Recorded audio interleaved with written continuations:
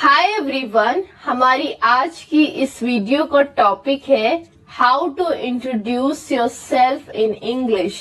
अपने बारे में अंग्रेजी में कैसे बताएं, अपने बारे में इंग्लिश में कैसे बताएं। दोस्तों, इस चीज की जरूरत हमें हर जगह पड़ती है, चाहे हमें जॉब इंटरव्यू देना हो, कॉलेज और स्कूल का फर्स्ट डे हो या किसी अजनबी से पहली बार मुलाकात हो। हर जगह ही हमें अपने बारे में बताना होता है, लेकिन प्रॉब्लम ये है कि अपने बारे में अंग्रेजी में यानी कि इंग्लिश में कैसे बताएं। तो आज की इस वीडियो में हम यही सीखने वाले हैं कि अगर आपसे कोई कहे इंट्रोड्यूस योर सेल्फ या फिर tell me about yourself, तो इसका जवाब आप अंग्रेजी में यानी कि इंग्लिश में कैसे दें। और ये टॉपिक बहुत ही ज्यादा इम्पोर्टेंट टॉपिक है और ये आपको लाइफ में हर जगह काम आने वाला है, इसलिए प्लीज वीडियो को ध्यान से पूरा एंड तक जरूर देखिएगा। तो चलिए वीडियो को शुरू करते हैं। और वीडियो को शुरू करने से पहले अगर आपने अभी तक मेरे यूट्यूब चैनल को सब्सक्राइब नहीं किया है तो प्लीज सब्सक्राइब कर लीजिए, क्योंकि मेरे चैनल पर मैं आप लोगों के लिए आसानी से इंग्लिश बोलने से रिलेटेड वीडियोस रेगुलर लाती रहती हूँ। सेल्फ इंट्रोडक्शन में सबसे पहली चीज जो आपको करनी है, कहनी है, वो है सामने वाले को ग्रीटिंग विश करना है। अच्छा, इससे पहले भी जो एक चीज आपको करनी है वो ये कि अगर आप जॉब इंटरव्यू देने गए हैं तो वहां जॉब इंटरव्यू के रूम में एंटर करने से पहले आपको परमिशन जरूर लेनी है। तो आपको पूछना है कि क्या मैं अंदर आ सकता हूं, तो इससे इंग्लिश में आप पूछेंगे मे आई कम इन सर, अगर सर है तो, और अगर मैम है तो आप पूछेंगे मे आई कम इन मैम। उसके बाद सबसे पहला काम आपको यही करना है कि आप सामने वाले को ग्रीटिंग विश करें। ग्रीटिंग विश करने का मतलब होता है कि आप सामने वाले को गुड मॉर्निंग, गुड आफ्टरनून या फिर गुड इवनिंग, जो भी आपका मीटिंग टाइम है उस हिसाब से आप उन्हें विश करें। अगर मॉर्निंग का टाइम है तो आप कहेंगे गुड मॉर्निंग सर या फिर गुड मॉर्निंग मैम। इसी तरह दोपहर है तो आप कहेंगे गुड आफ्टरनून सर या फिर गुड आफ्टरनून मैम, या फिर आप हेलो सर, हेलो मैम भी बोल सकते हैं। ध्यान रहे कि अगर आप इंटरव्यू देने गए हैं या अपने किसी सीनियर से मिल रहे हैं तो आप कभी भी हाय का यूज नहीं करेंगे, यानी कि कभी भी सामने वाले को हाय नहीं बोलेंगे। ये एक इनफॉर्मल तरीका है, हमेशा हेलो ही बोलेंगे। ओके, यहाँ तक क्लियर हो गया कि या तो आपको good afternoon, good morning, good evening बोलना है, हेलो सर या फिर हेलो मैम बोलना है, हाय नहीं बोलना है। ग्रीटिंग विश करने के बाद आपको सामने वाले को थैंक यू बोलना है, धन्यवाद करना है उनका, क्योंकि सामने वाले ने आपको मौका दिया है, आपको चांस दिया है अपने बारे में बताने का। तो उसके लिए सबसे पहले आप उन्हें थैंक यू कहेंगे, तब आगे आप उन्हें अपने बारे में बताएंगे। तो थैंक यू बोलने का भी एक फॉर्मल तरीका है जिसे आप याद कर सकते हैं। क्या है वो तरीका? वो तरीका ये है कि आपको बोलना है, first of all thank you so much for giving me this opportunity to introduce myself. First of all, thank you so much for giving me this opportunity to introduce myself. Opportunity का मतलब होता है अवसर या मौका, या फिर आप ये भी कह सकते हैं कि चांस। तो आप सामने वाले को सबसे पहले थैंक यू कह रहे हैं क्योंकि उन्होंने आपको मौका दिया है अपने बारे में बताने का। तो आप इंग्लिश में बोलेंगे, First of all, thank you so much for giving me this opportunity to introduce myself. Thank you बोलने के बाद नेक्स्ट आपको अपना नाम बताना है। नाम बताने का तरीका ये है कि आपको आई एम करके नाम बताना है या फिर माई नेम इज करके नाम बताना है। नाम बताने के लिए कभी भी माई सेल्फ का यूज नहीं करना है। तो नाम कैसे बताएंगे आप? For example, I am Tahmina Khan, मेरा नाम तहमीना खान है, तो मैं बताऊंगी आई एम तहमीना खान, या फिर my name is Tahmina Khan. जो भी आपका नाम है वो आप आई एम या फिर माई नेम इज करके बता सकते हैं। ठीक है, यहाँ तक समझ आ गया, क्लियर है कि कैसे अपना नाम बताना है, कैसे थैंक यू बोलना है, इतना क्लियर हो गया। अब आगे बढ़ते हैं। नेक्स्ट आपको बताना है प्लेस। प्लेस मतलब जगह, यानी कि आप किस जगह से आए हैं, आप रहते कहाँ हैं, वो आपको बताना है। इसे बताने के भी दो तरीके हैं। पहला, आई एम फ्रॉम करके आप बता सकते हैं कि आप कहाँ से आए हैं या आप कहाँ रहते हैं। दूसरा तरीका है आई बिलोंग टू। ये दोनों तरीके हैं, आई एम फ्रॉम या फिर आई बिलोंग टू। तो आप इसे कैसे बताएंगे? फॉर एग्जाम्पल, अगर मैं दिल्ली में रहती हूँ तो मैं बोलूंगी आई एम फ्रॉम दिल्ली या फिर आई बिलोंग टू दिल्ली।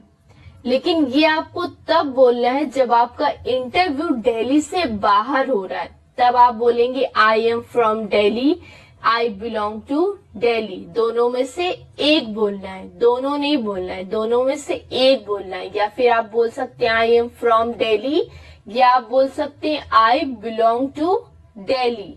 ये आपको तब बोलना है जब आपका इंटरव्यू हो रहा है आपके शहर से बाहर, यानी कि दिल्ली से बाहर हो रहा है, तब आप ऐसे बोलेंगे। लेकिन अगर आपका इंटरव्यू दिल्ली में ही है, तब आप ये नहीं बोलेंगे कि आई एम फ्रॉम दिल्ली, तब आप बोलेंगे I am from Delhi itself या फिर I belong to Delhi itself. इस तरह आप बोलेंगे कि मैं दिल्ली से ही हूँ। इसे इंग्लिश में बोलेंगे I am from Delhi itself या फिर I belong to Delhi itself.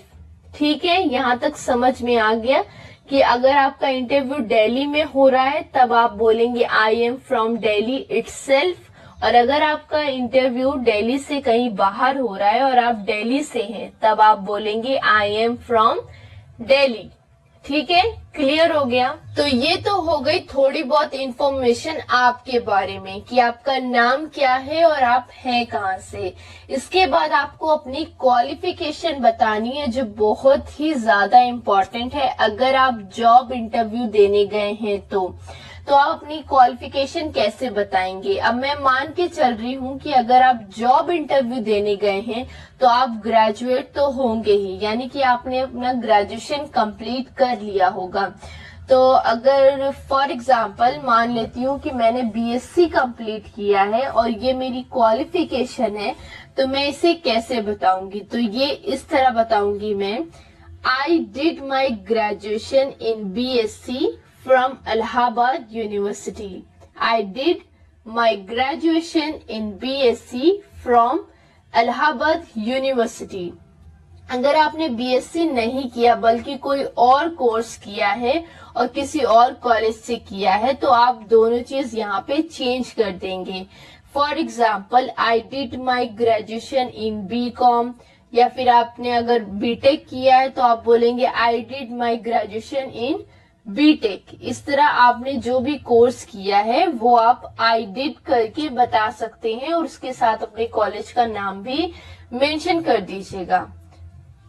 Qualification बताने के बाद आपको अपनी पर्सनालिटी के बारे में बताना है जिससे सामने वाला आपसे और भी ज्यादा इम्प्रेस हो सके।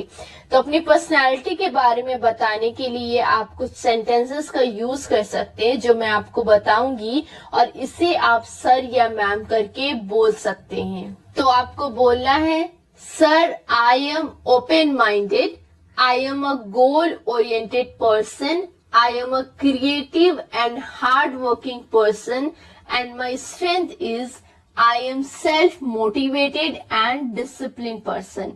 इतना काफी है आपको अपनी पर्सनैलिटी बताने के लिए। तो आप इन सेंटेंसेस का यूज कर सकते हैं अपनी पर्सनैलिटी के बारे में बताने के लिए। नेक्स्ट आपको बताना है अपना एक्सपीरियंस। लेकिन अगर आपके पास कोई एक्सपीरियंस नहीं है, आपने अभी अभी अपना कॉलेज पास आउट किया है, जॉब के लिए अप्लाई किया है, तो आप कहेंगे I am fresher, I am fresher. मेरे पास कोई एक्सपीरियंस नहीं, मैं बिल्कुल फ्रेशर हूं, मैंने अभी अपना कॉलेज पास आउट किया है, तो आप बोलेंगे आई एम फ्रेशर। और अगर किसी काम में एक्सपीरियंस है, मतलब आप 2-3 साल के बाद, अपने कॉलेज के बाद 2-3 साल के बाद आपने जॉब अप्लाई किया है और उन 2-3 साल में आपने कहीं काम किया है, तो आप अपने एक्सपीरियंस बताएंगे। उसके लिए आप बोलेंगे I have 3 years experience in, I have 3 years experience in, जिस भी चीज में आपका एक्सपीरियंस है वो आप यहाँ पे मेंशन करेंगे।